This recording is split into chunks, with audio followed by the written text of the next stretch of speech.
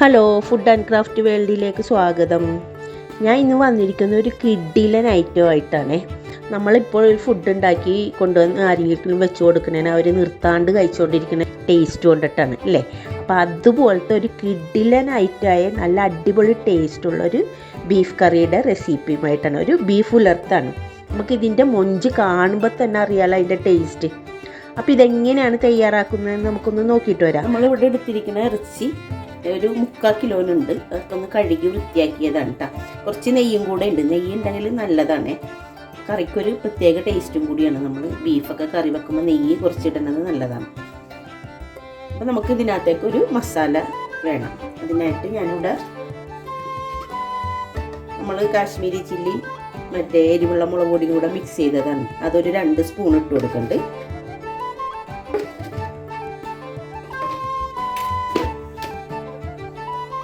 ഒരു 1/4 ടീസ്പൂണ് മഞ്ഞൾപ്പൊടി ഇട്ട് കൊടുക്കുന്നുണ്ട്. 1/4 ടീസ്പൂണ് കുരുമുളക് പൊടി, 1/4 ടീസ്പൂണ് നമ്മുടെ ഗരം മസാലപ്പൊടി, ആവശ്യത്തിനുള്ള ഉപ്പ് ഇട്ട് കൊടുക്കുന്നുണ്ട്. ഇതൊന്ന് നല്ലതുപോലെ ഒന്ന് മിക്സ് ചെയ്ത് കൊടുക്കുക.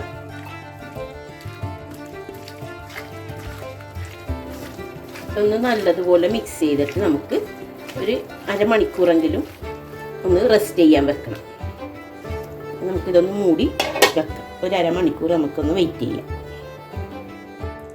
നമ്മളിവിടെ ഒരു പാൻ വെച്ചിട്ടുണ്ട്. അതിനകത്തേക്ക് വെളിച്ചെണ്ണ ഒഴിച്ച് കൊടുക്കാം. വെളിച്ചെണ്ണയാണ് നല്ലത് കേട്ടോ. നമ്മൾ ബീഫൊക്കെ ഫ്രൈ ചെയ്യാനായിട്ട് വെളിച്ചെണ്ണയിലാണ് നല്ലത്. നമ്മുടെ ബീഫ് ഫ്രൈ ചെയ്തെടുക്കാനായിട്ടാണ്. അപ്പോൾ എണ്ണ ഒന്ന് ചൂടാകട്ടെ. നമ്മുടെ എണ്ണയൊക്കെ ചൂടായിട്ടുണ്ടെങ്കിൽ നമുക്ക് ഈ ചൂടായ എണ്ണയിലോട്ട് നമ്മുടെ ബീഫ് ഇട്ട് കൊടുക്കാം.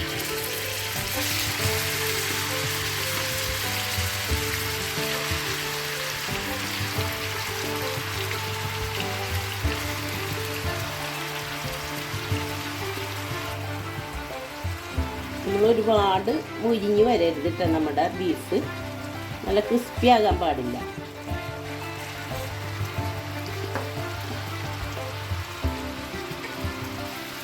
ഇടയ്ക്കൊന്ന് തിരിച്ചിട്ട് കൊടുക്കുക.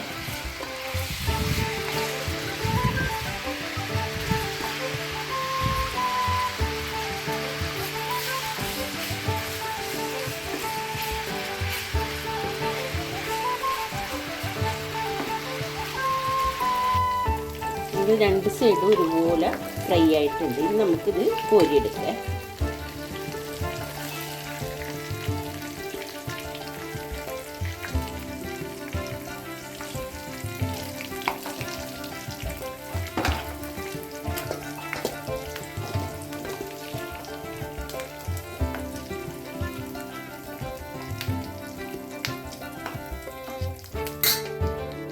അടുത്തത് ഇതുപോലെ തന്നെ ഫ്രൈ ആക്കി എടുക്കാം. ഇനി ഒരു കുക്കർ അടുപ്പത്ത് വെച്ചിട്ടുണ്ട്. അതിനകത്തേക്ക് ഞാനിവിടെ 1 ടേബിൾ സ്പൂണ് വെളിച്ചെണ്ണ ഒഴിച്ച് കൊടുക്കുന്നുണ്ട്. നമ്മളിവിടെ ബീഫ് ഫ്രൈ ആക്കിയ വെളിച്ചെണ്ണയും കൂടെ ഒഴിക്കുന്നുണ്ട് കേട്ടോ.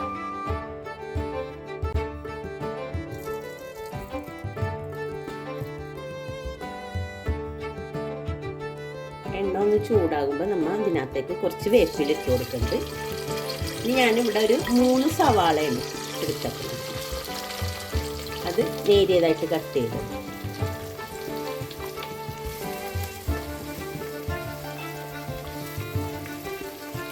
ഇതിനകത്തേക്ക് ഒരു 10 വെളുത്തുള്ളി ഒന്ന് ചതച്ചെടുത്തത്, ഒരു വലിയ കഷ്ണം ഇഞ്ചി ചതച്ചതുണ്ട്,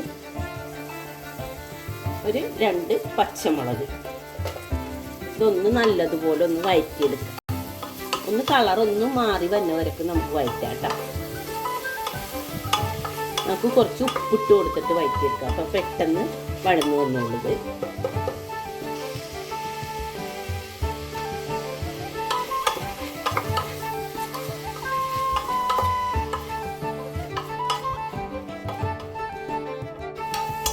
സവാളയുടെ കളറൊക്കെ ഒന്ന് മാറി വന്നിട്ടുണ്ട്. നമുക്ക് ഇതിനകത്തേക്ക് ഇനി ഒരു വലിയ തക്കാളി ഇട്ട് കൊടുക്കാം. തക്കാളി ഞാൻ ചെറുതായിട്ട് കട്ട് ചെയ്തതാണ്. അതിട്ട് കൊടുത്തിട്ട് ആ തക്കാളിയും കൂടെ ഒന്ന് വെന്ത് വരട്ടെ.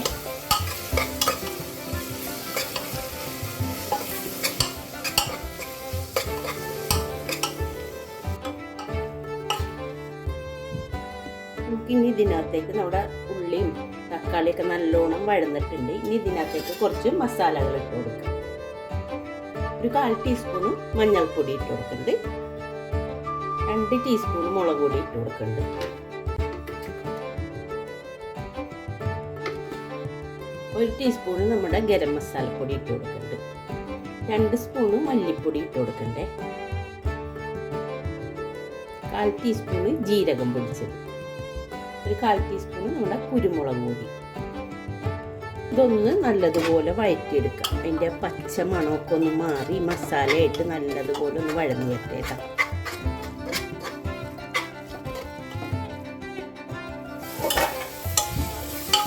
നമ്മുടെ മസാലയെല്ലാം നല്ലതുപോലെ ഒന്ന് മൂത്ത് വരട്ടേട്ടാ. ഇതിനകത്തേക്ക് നമ്മുടെ മസാലയെല്ലാം ഇട്ടതാണ്, എന്നാലും കുറച്ചുകൂടി നമുക്ക് ഉപ്പ് വേണം.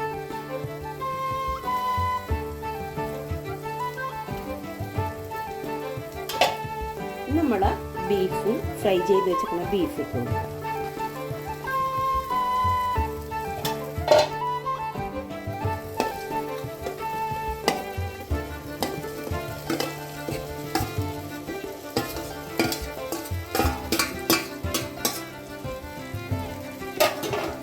മസാലയിട്ട് നല്ലതുപോലെ ഒന്ന് മിക്സ് ചെയ്ത് കൊടുക്കാം.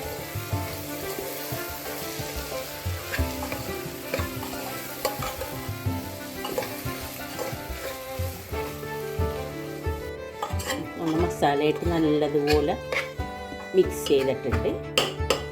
ഇതിനകത്തേക്ക് നമുക്ക് കുറച്ച് മല്ലിയില ഇട്ട് കൊടുക്കാം. ഒന്ന് കുക്കറൊന്ന് അടച്ചു വെച്ചിട്ട് ഒരു 2 വിസിൽ.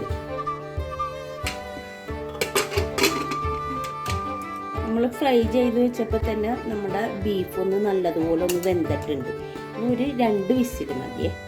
2 വിസിൽ വരുമ്പോഴത്തേന് നമ്മുടെ ബീഫ് ശരിക്കും വെന്തിട്ടുണ്ടാവും. അതുവരെ നമുക്കൊന്ന് വെയിറ്റ് ചെയ്യാം. നമ്മുടെ ബീഫ് കറി ഒന്ന് നോക്കാം എവിടം വരെയാണ്. കുക്കറിൻ്റെ വിസിലൊക്കെ തീർന്നതാണ്.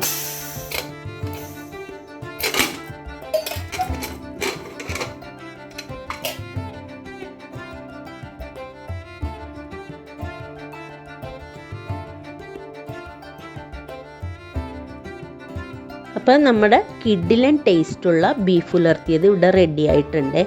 നമ്മുടെ തേങ്ങാപ്പാൽ കട്ടിയിൽ തേങ്ങാപ്പാൽ പിഴിഞ്ഞിട്ട് അത് 1-2 സ്പൂണും കൂടെ ഒഴിക്കണമെങ്കിൽ അടിപൊളി ടേസ്റ്റാണ് കേട്ടോ. ടേസ്റ്റ് ഒന്നുകൂടെ കൂടെ ഉള്ളൂ.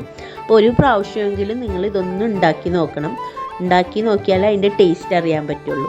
അപ്പോൾ ഉണ്ടാക്കിയിട്ട് അതിൻ്റെ അഭിപ്രായങ്ങളൊക്കെ കമൻറ്റ് ബോക്സിലിടാം. അപ്പോൾ എൻ്റെ വീഡിയോ ഇഷ്ടപ്പെട്ടെങ്കിൽ എല്ലാവരും ലൈക്ക് ചെയ്യാനും ഷെയർ ചെയ്യാനും സബ്സ്ക്രൈബ് ചെയ്യാനും മറക്കരുത്. കൂടെ സപ്പോർട്ട് ചെയ്യാനും മറക്കരുത്. ഞാൻ അടുത്ത് നല്ലൊരു വീഡിയോയുമായിട്ട് വീണ്ടും കാണാം.